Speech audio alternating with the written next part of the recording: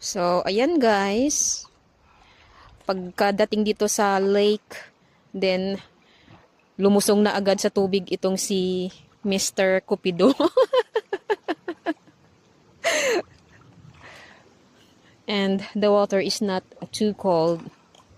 So, tamang-tama lang for me. And also, walang masyadong tao dito. May dalawang bata doon kanina. And may bangka akong nakita doon. Nagboating sila. So, this is summer in Finland. Pa-boating-boating na lang and then palangoy-langoy. And nag-i-enjoy talaga sila sa weather. Kasi minsan lang yung summer dumating dito sa Finland. Maybe 3 months lang. Ayan.